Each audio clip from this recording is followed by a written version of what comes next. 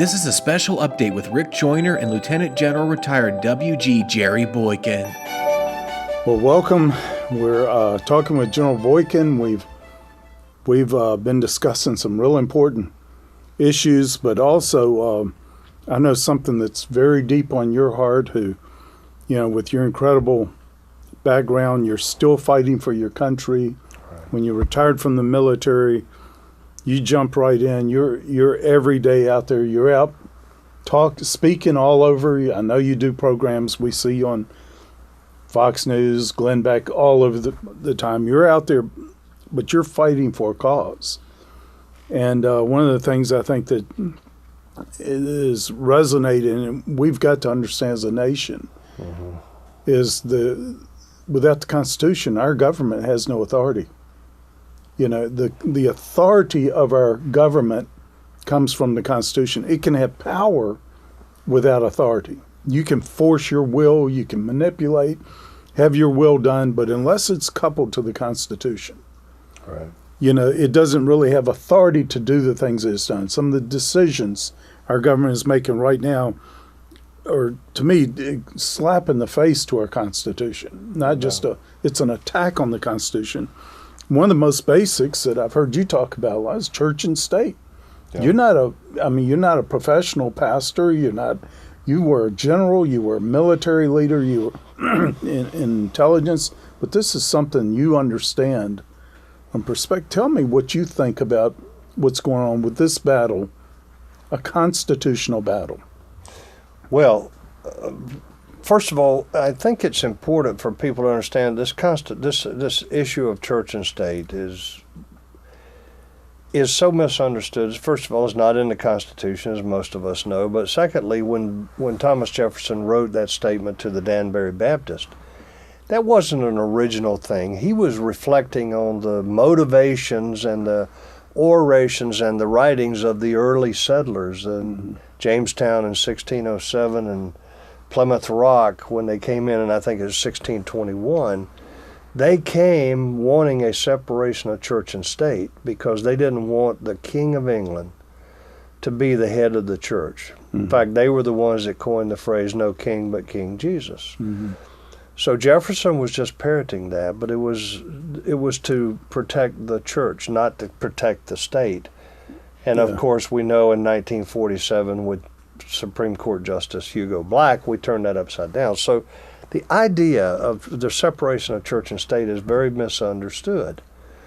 Because if you go back in history, the reality is the church was the single biggest factor that brought about the American Revolution. And even the British, when they coined the phrase the Black Robe Regiment, even the British said, had it not been for that Black Robe Regiment, which were the preachers. They were the preachers. They were the preachers in the colonies. Had it not been for that Black Robe Regiment, America would still be British colony. Well, what does that say about the role of the church? And then, regardless of what modern historians say, it was the church that ultimately brought about the Civil War that ended slavery. It was as the conscience of America was stimulated by the preachings and the orations within the church. And the Second Great Awakening that occurred across the Appalachian Mountains and then spread back across all the country that brought about the Civil War and ended slavery, the church. So when I hear people say, well, I just don't think the church should be involved in politics, I look at them and say, that is a code for you don't have the courage to get out and get involved. You don't have the courage to stand for what you believe in because the church has always been a dominant factor in the politics of America. And the 56 men that signed that document were men of faith. And when they came back and wrote that Constitution, they wrote that Constitution and derived all of the principles of that Constitution out of the Bible. So when you hold up a Bible, you need to hold up the Constitution right next to it and say, this Constitution came from this Bible. And every freedom that's given in this Constitution came from the Bible. And we need to understand that. So when Christians say we shouldn't be involved in politics, you've got to be kidding me. You've got to be kidding me. We're the government. those Christians that wrote this document gave us a government that one of the founding fathers said is wholly unsuitable for anything other than a religious and moral people. Yeah.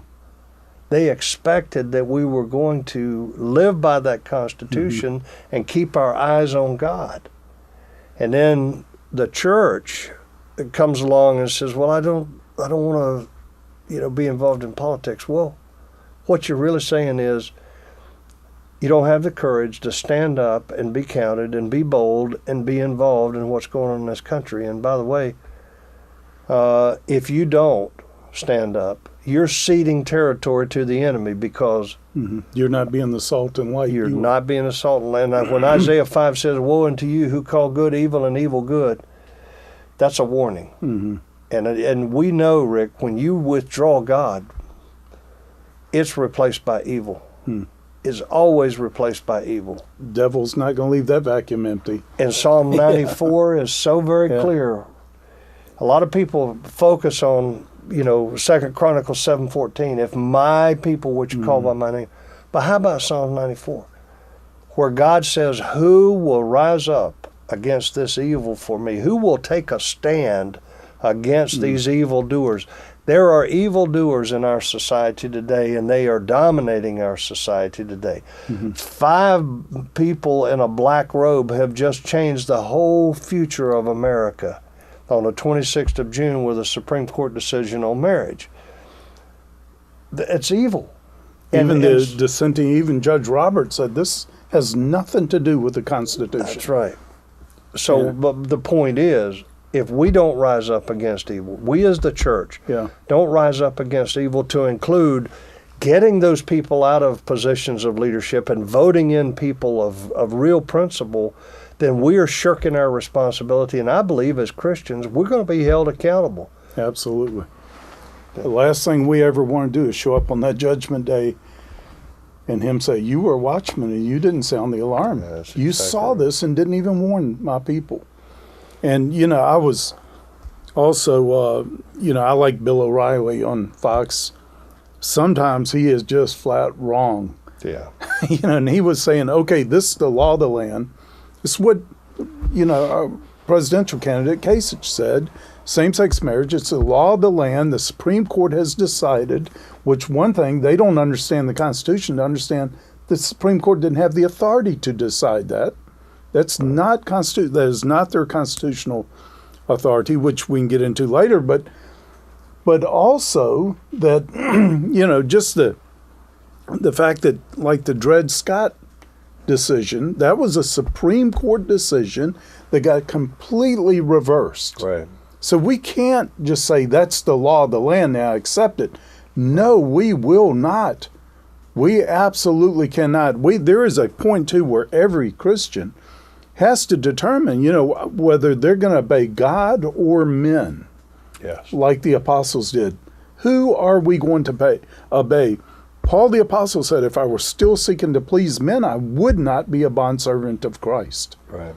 And so we've got a choice to make. Every Christian has a choice to make. Yep. And I so appreciate that clerk in Kentucky that just says, I can't do this.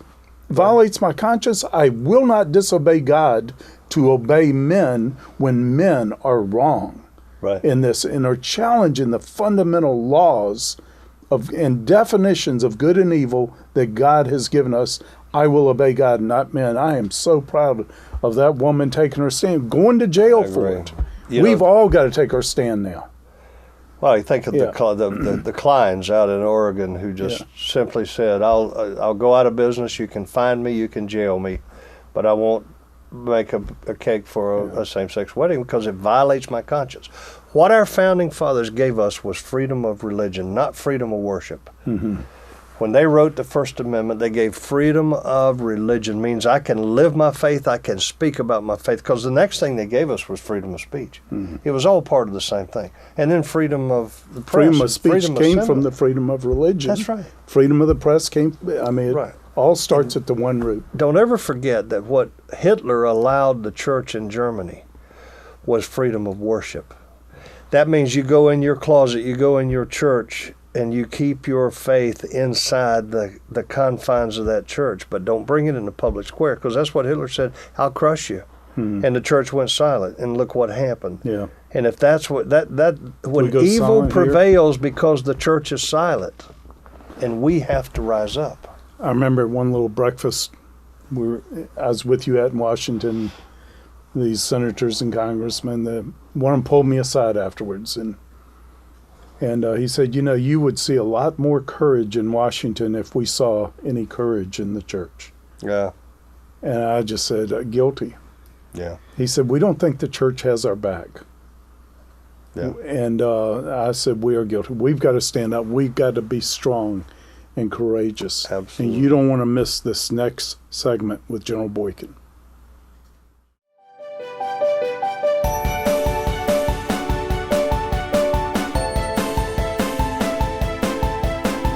On TV, online, on the go, and on your iPad. Tune into Prophetic Perspectives with Rick Joyner, always available on MorningStarTV.com.